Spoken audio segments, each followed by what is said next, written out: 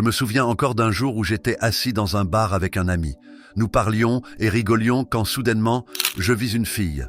Au moment où je l'ai vue, j'ai eu l'impression d'avoir vu un ange. Mes yeux se sont écarquillés et mon cœur s'est mis à battre plus vite. Je me suis dit que je devais lui parler, mais en même temps, une vague de pensées m'a envahi. Est-elle déjà avec quelqu'un ? Peut-être qu'elle ne veut pas être dérangée. Que devrais-je lui dire ? Et si elle ne m'appréciait pas ?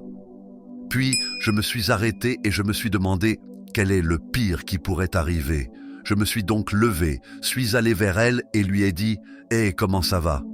À ce moment-là, un énorme poids s'est enlevé de mes épaules.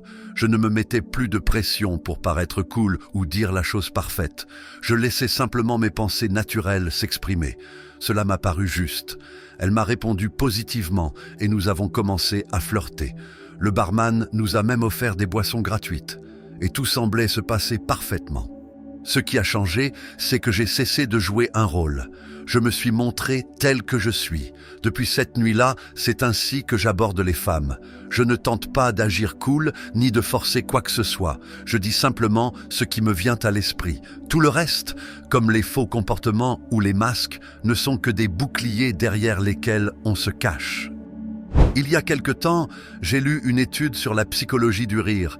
Elle explorait la manière unique dont chaque personne rit et comment ce rire évolue au fil du temps.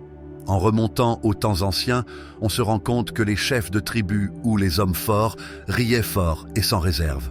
Ils n'avaient aucune crainte de montrer leur puissance, tandis que les personnes plus faibles riaient plus discrètement pour ne pas attirer l'attention sur elles.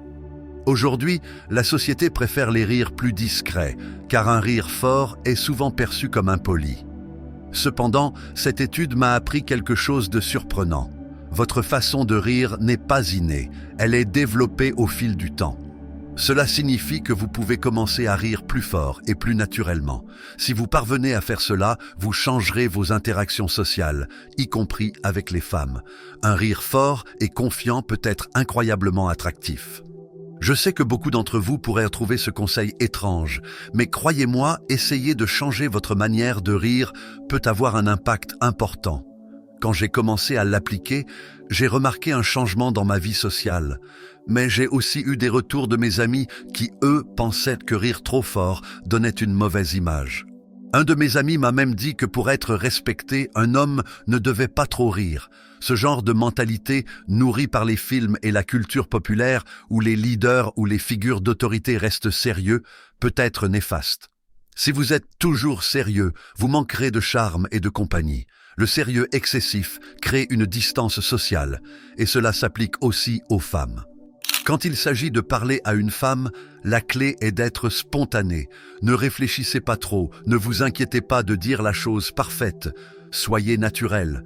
La plupart des hommes, quand ils se retrouvent à parler à une femme, commencent à se poser trop de questions. Qu'est-ce que je devrais dire ? Est-ce qu'elle va m'aimer ? Mais ce genre de réflexion ne mène à rien. L'attirance se crée lorsque vous êtes vous-même, sans prétention, et que vous laissez les choses se dérouler naturellement. Si vous essayez d'agir de façon artificielle ou de jouer un rôle, vous allez paraître insincère. Les femmes peuvent sentir cela. Pour moi, la phrase la plus simple et efficace que j'utilise est « Hey, tu es mignonne, je voulais te connaître ». C'est direct, sans détour, et ça ne cache pas mes intentions.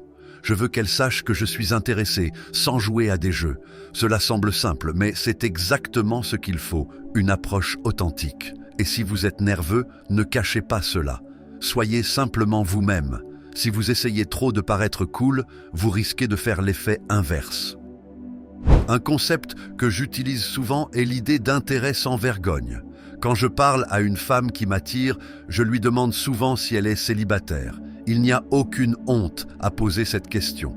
Je suis franc et je veux qu'elle sache que je suis intéressé. Cependant, il y a une grande différence entre exprimer un intérêt honnête et donner un compliment superficiel.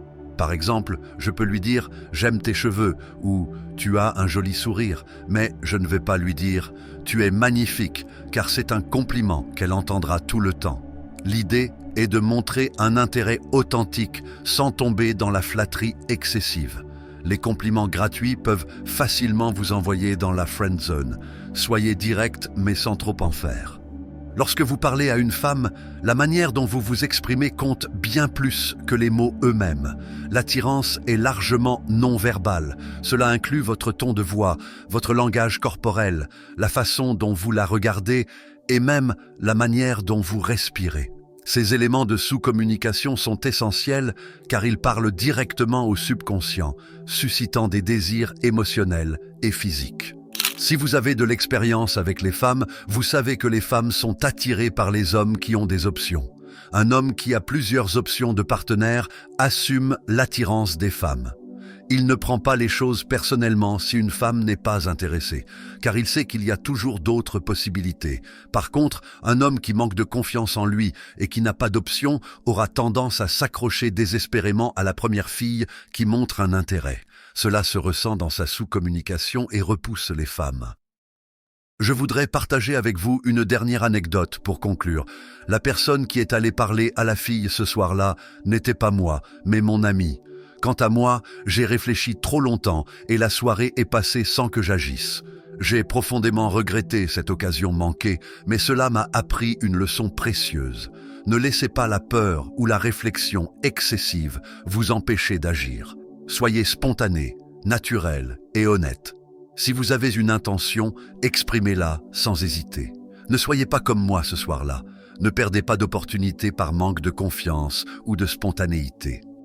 Si vous avez apprécié cette vidéo et que vous êtes prêt à mettre ces conseils en pratique, laissez un j'aime, abonnez-vous à la chaîne pour ne rien manquer des prochains contenus et partagez cette vidéo avec vos amis ou ceux qui pourraient en bénéficier. Je compte sur vous pour soutenir la chaîne et faire en sorte que ces idées arrivent à un maximum de personnes. Merci de m'avoir suivi jusqu'ici et à très bientôt pour de nouvelles vidéos.